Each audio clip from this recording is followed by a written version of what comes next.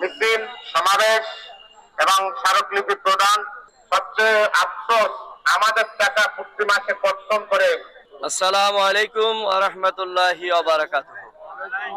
আজকে বাংলাদেশ আদর্শ শিক্ষক ফেডারেশন রংপুর জেলা এবং মহানগরীর উদ্যোগে শিক্ষা উপদেষ্টা বরাবর যে স্মারকলিপি প্রদান করা হবে জেলা প্রশাসক মহোদয়ের মাধ্যমে, তার জন্যই আমরা এখানে একত্রিত হয়েছি। যে আমাদের বাড়ি ভাড়া 15% বাড়ি ভাড়া, তারপর আপনার 20% বাড়ি ভাড়া, উৎসব ভাতা যেটা আমাদের শতভাগ দাবি আছে, এরপর আপনার 1500 টাকা যেটা চিকিৎসা ভাতা সহ আমাদের নন এমপিও ভুক্ত যে সমস্ত শিক্ষক, আরো একটা সবচেয়ে বড় সমস্যা এই বেসরকারি শিক্ষকদের যারা অবসরে যান অথবা মৃত্যুজনিত কারণে যারা চলে যায় দুনিয়া থেকে, তাদের যে অবসরকালীন সুবিধাটা পেতে অনেক দেখা যায় যে পরবর্তীতে অবসর হওয়ার পরে ওই শিক্ষকের মৃত্যু হয়ে যায়।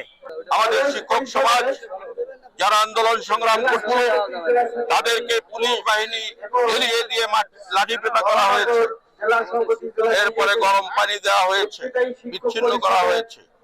আমরা আশা করব ওই পুলিশ ভাইদেরকেও বলতে চাই, যারা আজকে যাদের পাঠদানের মধ্য দিয়ে সার্টিফিকেট অর্জন করে আজকে ওই পোশাক পরেছেন, তেনারা যেন সামনে আর কোনোদিনও এরকম দুঃসাহস না রাখেন। আমরা আমাদের দাবি সমূহ বাধ্য করাবো এবারে সরকারকে।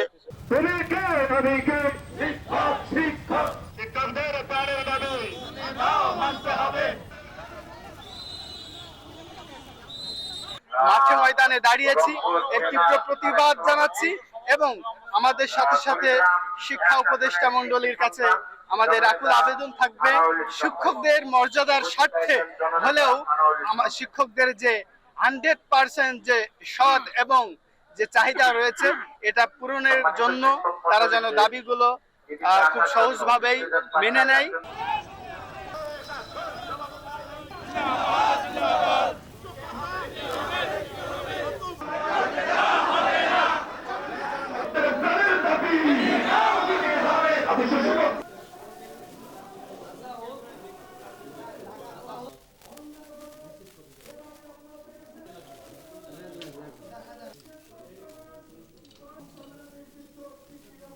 আমরা আর রাজপথে থাকতে চাই না।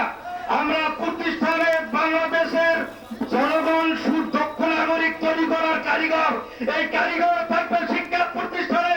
তারা কেন রাজপথে, তারা কেন অবহেলিত? শিক্ষকদেরকে নিয়ে যে বৈষম্য করা হচ্ছে, আমরা আশা করেছিলাম আপনারা এই বৈষম্যহীন ভাবে শিক্ষকদের মর্যাদা দেবেন, কিন্তু আপনারা শিক্ষকদের সাথে তামাশা করছেন। আমরা আর তামাশা দেখতে চাই না। শিক্ষকদেরকে বাধ্য করাবেন না কঠোর কর্মসূচি ঘোষণা করবার জন্য। আমরা আশা করি কঠোর কর্মসূচি ঘোষণার আগেই আমাদের দাবি মেনে নেবেন। হবে, কিন্তু আমরা দেখতেছি আমাদের শিক্ষকরা রাজপথে শহীদ মিনারে সংগ্রাম